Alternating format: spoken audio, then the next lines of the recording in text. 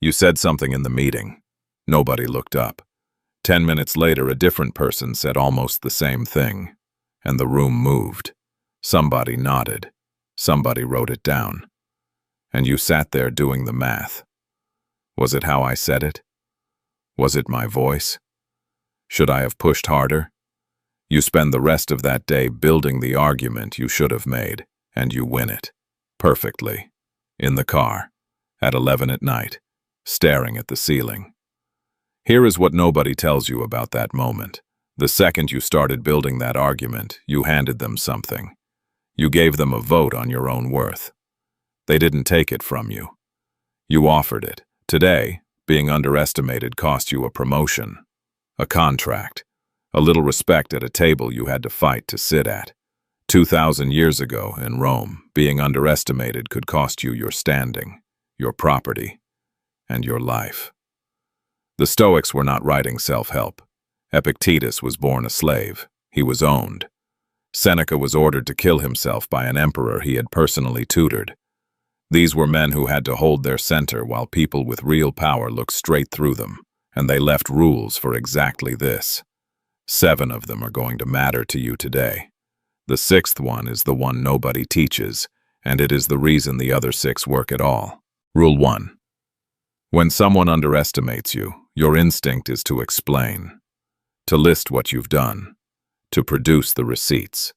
And the moment you do that, you've confirmed their frame. You've agreed that they are the judge and you are the one on trial. Epictetus wrote this down almost 2,000 years ago in a handbook called the Enchiridion.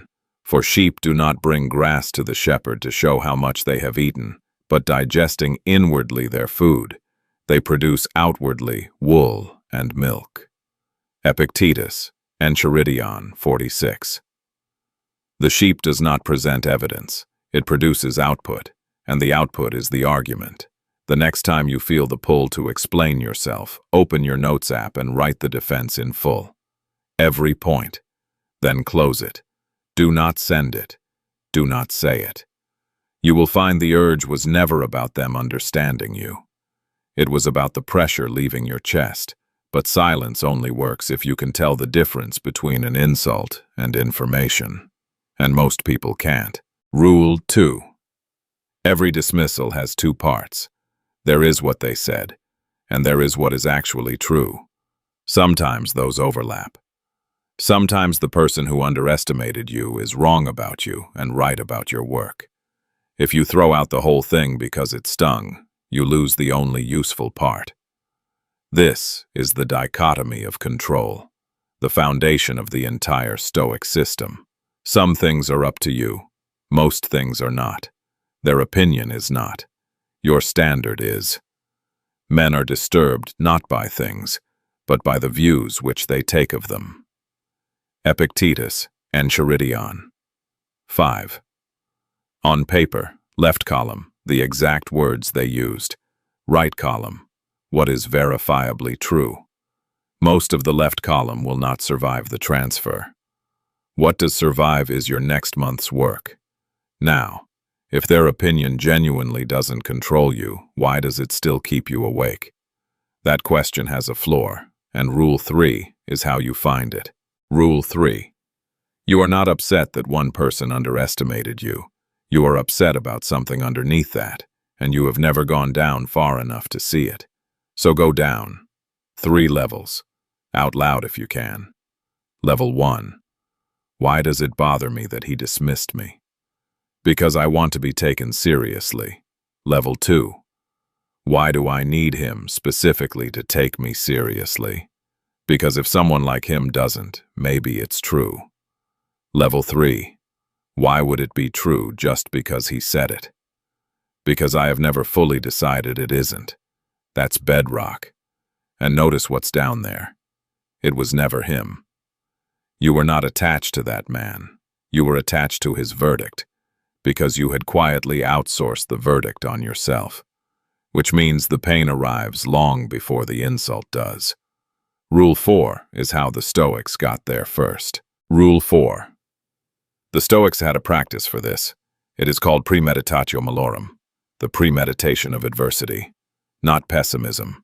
Rehearsal. Before the meeting, before the dinner, before the call, you name the exact thing you are afraid will happen, specifically, not, "It might go badly. He will cut me off in the second minute. He will say we tried that already. He will look at his phone while I'm speaking." When you have already stood in that room in your mind, the real room loses its charge. Nothing is arriving. It has already arrived. We suffer more often in imagination than in reality. Seneca, Letters to Lucilius, Letter 13. Every morning, 1 minute, name the single most likely dismissal of your day in the person's actual words. Then continue with your day. That's the whole practice. Now here is where most men lose it. They do all of this, and then they blow it in one sentence. Rule 5. A man decides he is done being underestimated, so he makes it known. He goes cold in an obvious way. He tells someone he doesn't care anymore. He posts something. He walks out loudly enough to be watched. That is not detachment. That is a longer leash. The man who slams the door is still standing in the doorway. Announcing that you have detached is a request for someone to confirm that you have. It is a plea for validation wearing the costume of indifference, and everyone in the room can smell it. The real exit is quiet. Nobody is informed. Nobody gets a speech. Your calendar changes, your effort moves, and nothing is declared. The best revenge is to be unlike him who performed the injury. Marcus Aurelius. Meditations. 6.6. Pick one person whose opinion you have been chasing. This week, change nothing in your behavior toward them. No coldness, no distance, no signal. Only change where your effort goes. If they notice, you did it wrong. Rehook. So you stop explaining. You stop announcing. You stop chasing the verdict. Then a question arrives that nobody prepares you for. And it is the whole point of this video. Pick one person whose opinion you have been chasing. This week, change nothing in your behavior toward them. No coldness, no distance, no signal. Only change where your effort goes. If they notice, you did it wrong. So you stop explaining. You stop announcing. You stop chasing the verdict. Then a question arrives that nobody prepares you for, and it is the whole point of this video. Rule 6. If nobody is judging you, who is keeping score? You are, and you always were. There is a record of your work that only one person has ever had access to. Every early morning nobody saw. Every time you did it properly when doing it badly would have gone unnoticed. Every standard you held when there was no reward for holding it. That is the silent ledger. And here is the part that undoes people. You were never building a case for them. You were building it in front of the only witness who was ever in the room. The whole time you were waiting to be recognized, you were the court. The verdict you were begging for was already written, in your own hand, in a book only you can read.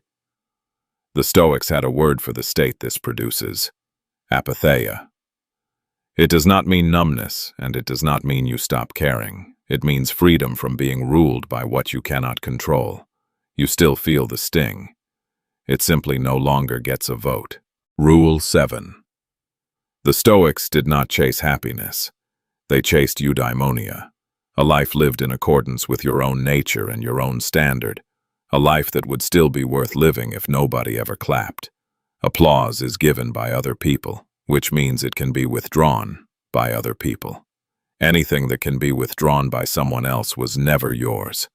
Eudaimonia cannot be withdrawn. It is not a feeling.